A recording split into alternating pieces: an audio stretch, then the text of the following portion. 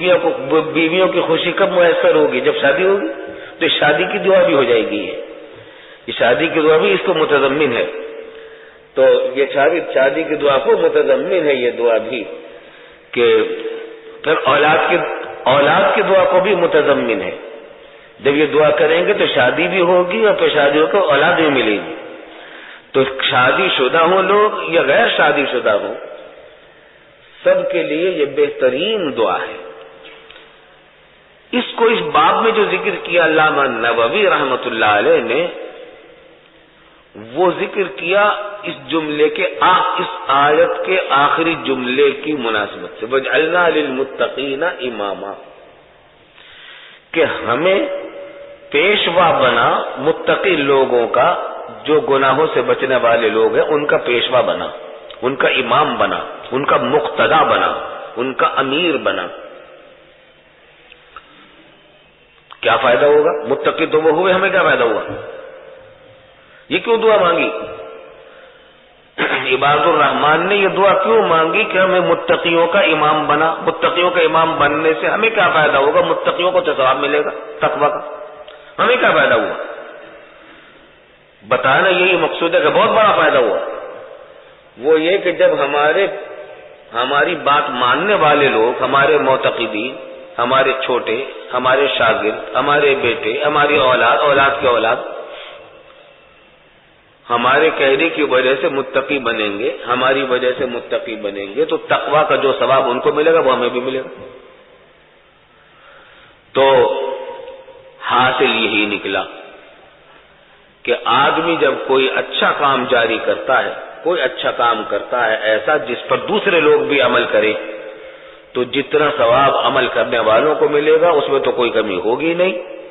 اور جس شخص نے کوشش کی ہے، جو ذریعہ بنا، اس کو اللہ تعالیٰ ثواب عطا فرمائیں گے اتنا ہی جتنا کہ ان کو ملا. بلکہ عمل کرنے والے کو تو ایک آدمی کے عمل کا ثواب ملا، اور اس کہنے والے کو کتنے آدمی کا عمل کا ثواب ملا؟ جتنے لوگوں نے سنا اور جتنے لوگوں نے عمل کیا، ان سب کے عمل کا ثواب کی برابر اس کو بھی ثواب ملے گا. تو یہ بہت بڑی فضیلت ثابت ہوئی ان لوگوں کے لیے، اور بڑی خوشخبری کی بات معلوم ہوئی جو دنیا میں خیر پھیلانا چاہتے ہیں.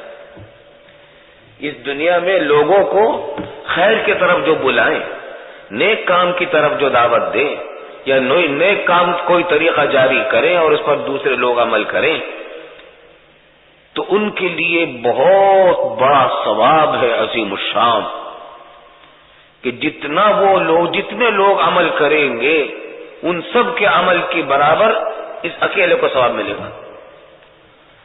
اس طرف بڑا دھیان کرنا چاہیے. اب دیکھیے، ہم یہاں موجود ہیں، ہم میں سے ہر ایک اگر جائزہ لے تو ان میں سے اکثروں کے ایسے لوگ ہوں گے جن کی بات ماننے والے کچھ نہ کچھ تو ہوں گے.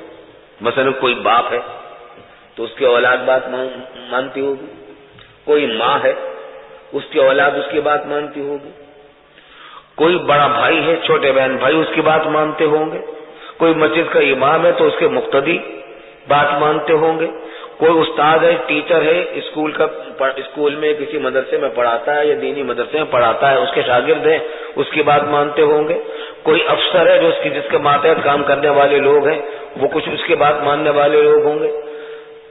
تو آپ جائزہ لیں تو ہم میں سے اکثر ایسے ہوں گے جن کی بات کچھ نہ کچھ لوگ ماننے والے ضرور ہوں گے.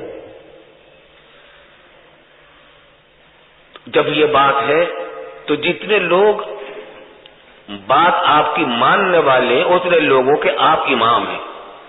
ایک تو امام نماز، ہمارے یہاں امام کہتے ہیں اصل میں نماز میں امامت کرنے والے کو، وہ بھی امام ہے، لیکن عربی زبان میں امام صرف اس کو نہیں کہتے جو نماز ہی پڑھاتا ہو، بلکہ امام کہتے ہیں امیر کو، قیادت کرنے والے کو، قائد کو، پیشوا کو، ایسے شخص کو جس کی پیروی دوسرے لوگ کریں، جس کی بات مانے یا جس کے عمل کو دیکھ کر دوسرے لوگ بھی عمل کریں، ایسے شخص کو امام کہا جاتا ہے.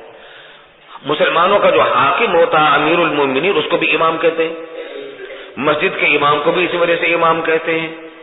اور استاد جو ہوتا ہے وہ بھی اپنے شاگردوں کا امام ہے، اور باپ جو ہوتا ہے وہ اپنی اولاد کا امام ہے، گھر کا بڑا جو اپنے گھر والوں کا امام ہے، کوئی افسر ہے تو وہ اپنے ماتحتوں کا امام ہے.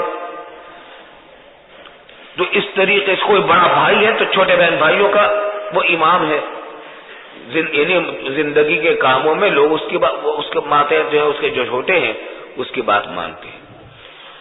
تو ہم میں سے جب ہر ایک کے ساتھ کچھ ایسے لوگ ہیں، ماں کے پاس بچے ہیں، باپ کے پاس اولاد ہے، بھائیوں کے چھوٹے بہن بھائی ہیں، افسر کے ماتحت ہیں، امام مسجد کے مقتدی ہیں، استاد کے شاگرد ہیں، کسی پیر کے مرید ہیں، تو جو شخص بھی ایسا ہے وہ اپنے ماننے والوں کو متقی بنانے کی کوشش کرے، گناہوں سے بچانے کی کوشش کرے. تو جتنا وہ گناہوں سے بچیں گے، تقوی اختیار کریں گے، ان کو ثواب ملے گا، آپ کو بھی اتنا ہی ثواب ملتا جائے گا.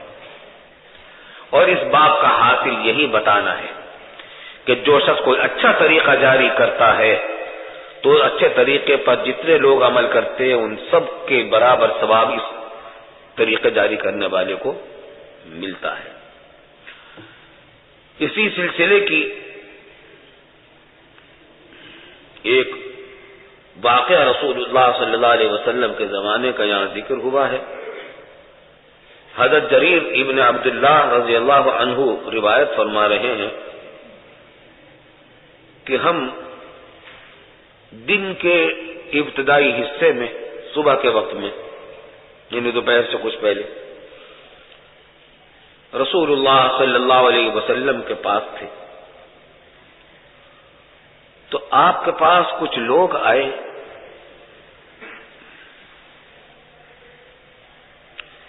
جو بڑے فقر و فاقے کی حالت میں تھے، بہت ہی مفلس تھے. آپ کے پاس کچھ لوگ آئے، عوراتن، ننگے بدن تھے، مجتابن نمار، نمار نمر کی جمع ہے، ایسے کپڑے کو کہتے ہیں جس پر کالی سفید دھاریاں ہوں، چاہے وہ کپڑا ہو یا چمڑا ہو، ایسا جس پر کالی سفید جھاڑیاں ہوں کی پٹیاں ہوں.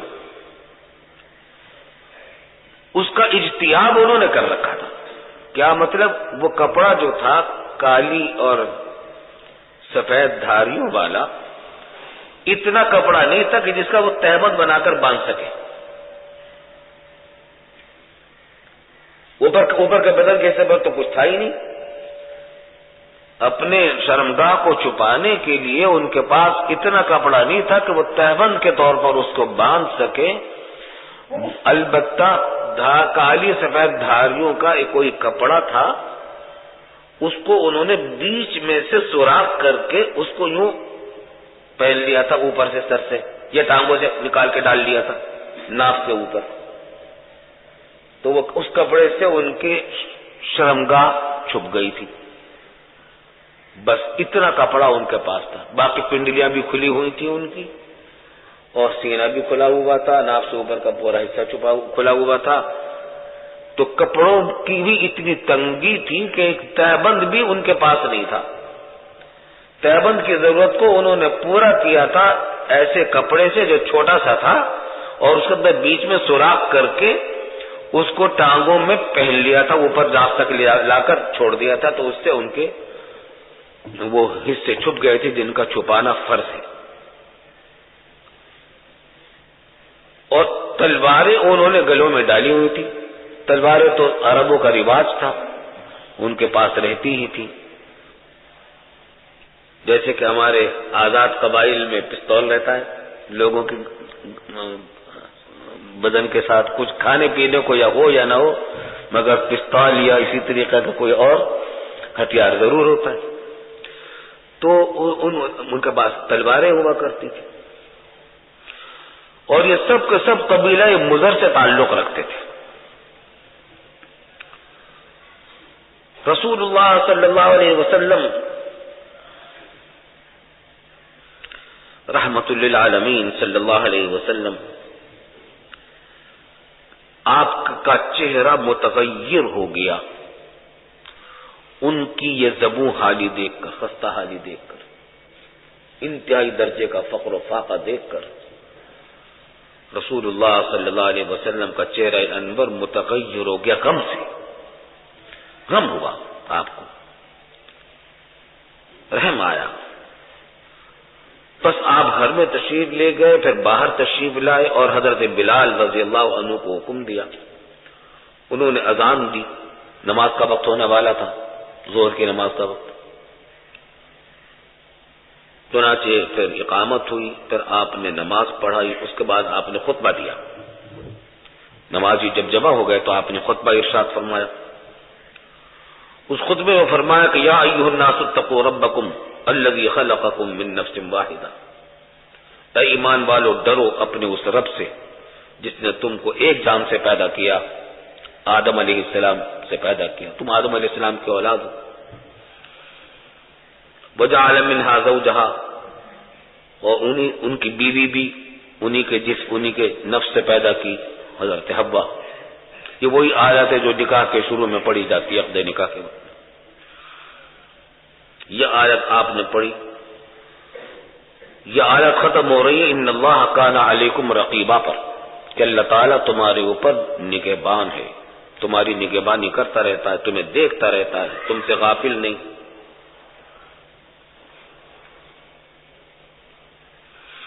اور دوسری آیت اور پڑھی رسول اللہ صلی اللہ علیہ وسلم نے جو سورہ حشر کی ہے کہ یا ایھا الذین آمنوا اتقوا اللہ ولتنظر نفس ما قدمت لغد، ہے ایمان والو ڈرو اللہ سے اور ہر آدمی یہ دیکھے کہ اس نے کل کے واسطے وہاں کیا بھیجا ہے، آخرت میں کیا بھیجا ہے، کل کے واسطے یعنی آخرت کے واسطے اس نے کیا عمل کر رکھا، یہ دیکھ کے غور کرے۔ یہ سن تو لیا ہم نے، مگر اس فکر کرنی چاہیے، ہر ایک کو یہ سوچے، گرد و پیش میں نظر ڈالے، اپنے حالات کا جائزہ لے کہ قرآن یہ کہہ رہا ہے کہ ہر آدمی اپنا جائزہ لے کہ اس نے آخرت کے لیے کیا عمل بھیجا ہے۔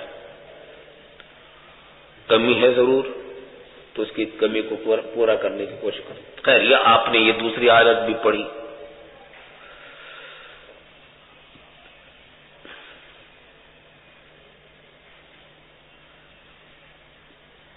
جب یہ آیت پڑھی تو آپ نے خود ارشاد فرمایا کہ تصدق رجل من دینارہ